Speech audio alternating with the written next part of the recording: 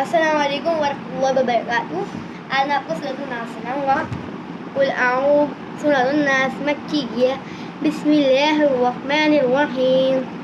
قل اعوذ برب الناس ملک الناس الہ الناس من شر الوسواس الخناس الذی یوسوس فی صدور الناس من الجنۃ والناس.